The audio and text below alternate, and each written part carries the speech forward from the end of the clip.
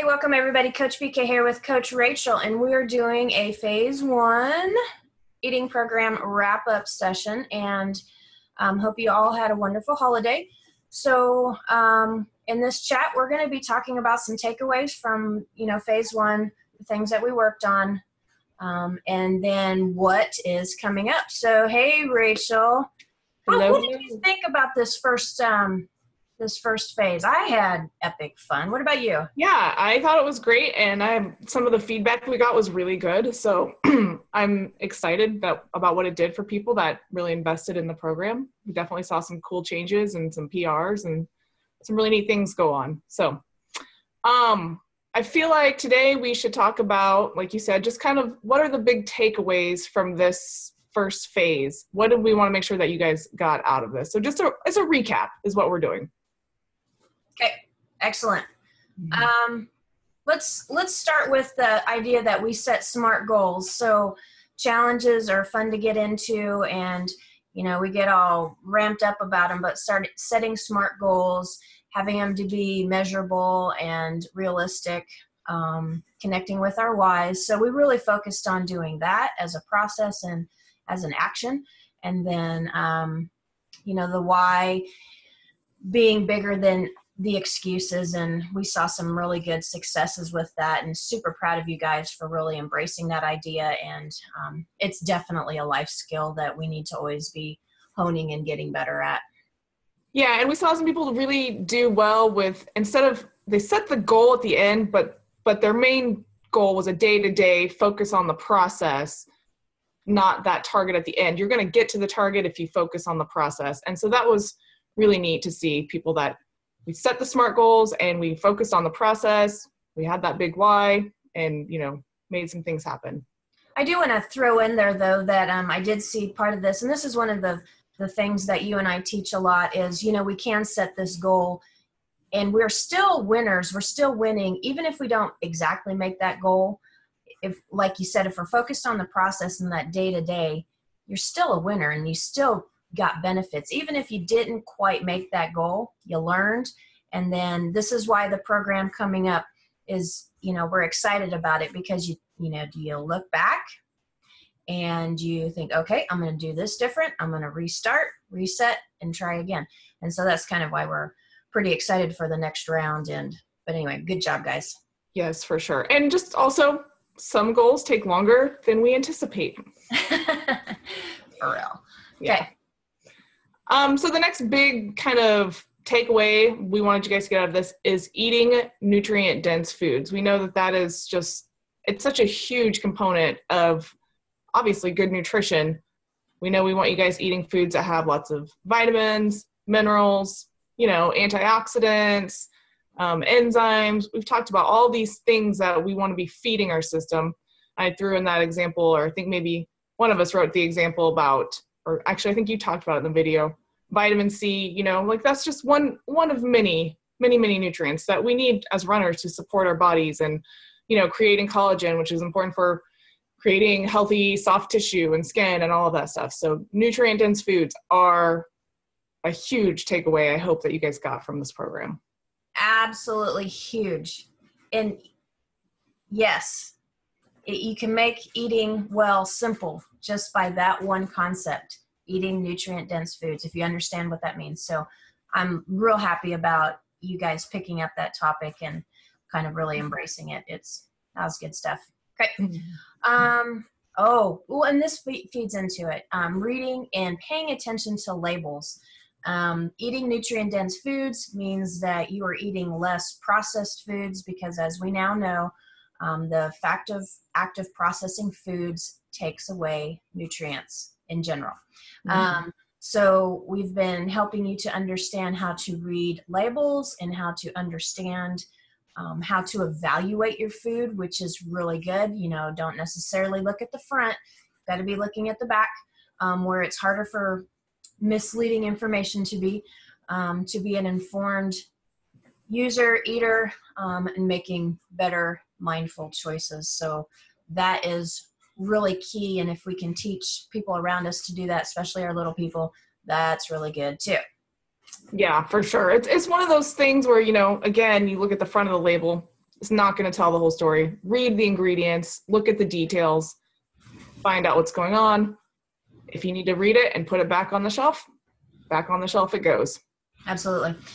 So you really kind of helped in a big way with food tracking. So there's lots of different options depending on who you are and how you kind of roll through life. So tracking our foods, both of us kind of are on the same wavelength as far as not getting real caught up in the macro numbers. That's not what we're talking about, but we're talking about tracking our food to be more mindful in the idea that we are learning how to intuitively eat. So you track your food and you learn the skill. You learn, what calories and nutrient dense goes with hand, size. So then it gets easier and it gets more intuitive. And then you learn how to have this idea of, okay, I ate this much protein and this much carbs, and this is how I feel. And we continue to develop the skills of tracking our food, but becoming more and more intuitive with it. I love to see when you guys understand, oh, I feel like this, and then you look back, oh, I ate this, but then we reassess and we constantly are just doing little things better. And again, leading to practicing this skill more with the round 2 start coming up in January and December. So a wonderful skill to become more of a mindful, intuitive eater based on good, solid science and principles. Right, exactly. It's all about bringing a whole other level of awareness to what you're doing and how you eat and how you feel. And, you don't have to get bogged down in tracking your food all the time, but it's a really nice place to start and to go back to when you need to readjust. And it's just silly important if you're doing the long endurance things, because if you do that and you practice it day to day, then you understand when you get to, say, like marathon training or Ironman training, you're like, oh, I feel like this. There's the dryer. The laundry done. Oh, Shaw. Then you understand, okay, I feel like this.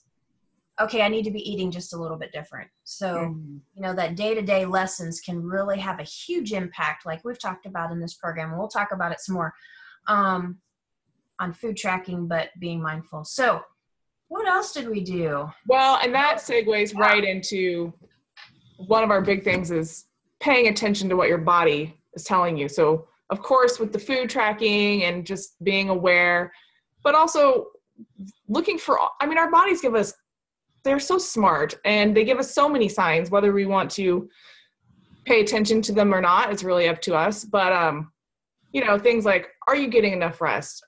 Are you eating enough calories, which you might figure that out through your food tracking? How do you feel after you eat certain foods? What kind of other signals is your body giving you, right? We know that when you look at your stools, that can tell you nutrient deficiencies. That can tell you things that need to be eliminated from your diet. We just have all these little signs that we need to be mindful of. Yes. It's like just a lifelong process almost. Oh yeah, sure. Okay, awesome. How we spent a lot of time, and I hope that you guys really kind of connected with the idea that hydration is important at a critical level, and taking away some of the principles of slowing down, paying attention, understanding what hydration means and feels like, and that it's not just drinking water, it's staying on top of the idea of electrolytes and what those mean. All the electrolytes are important and everybody's individual. So this is a topic that we will always revisit. It's so critical. And in my experience, I don't know about you, Rachel, but I feel like sometimes I'm still not totally nailing this down in my own world. So it's easy to get off balance. Oh yeah, absolutely. But electrolytes, silly important, and constantly something that we always need to be working on. Yeah.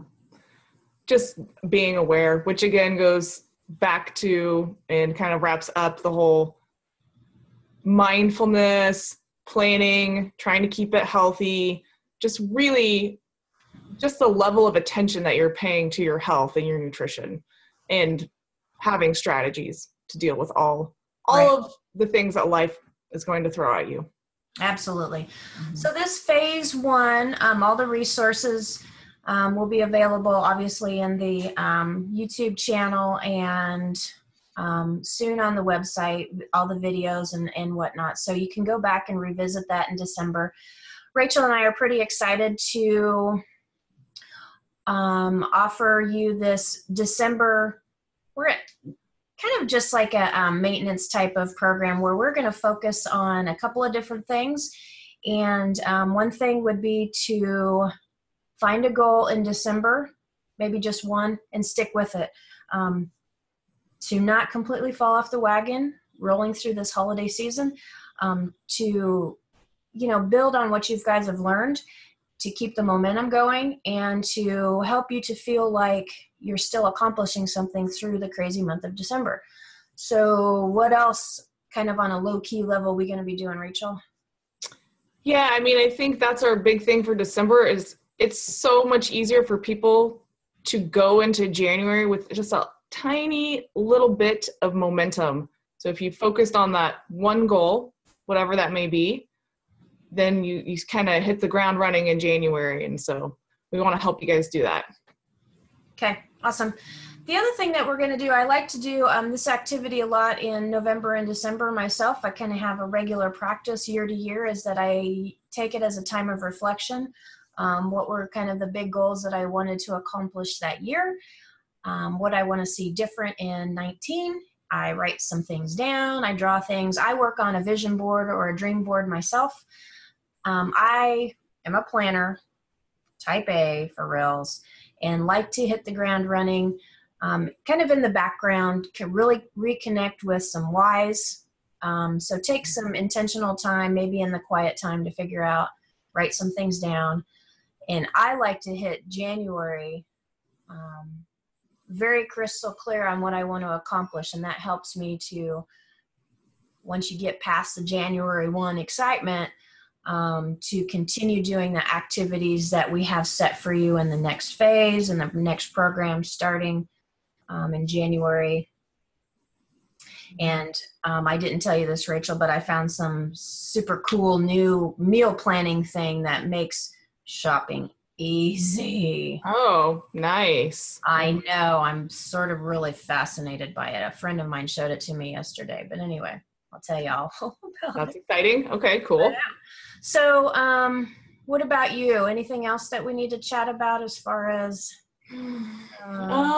I think we've wrapped it up. We've covered it all. We've hit the highlights of what we wanted the big takeaways to be from this phase. We're going to try to help you guys stay on track for December and just blast into January.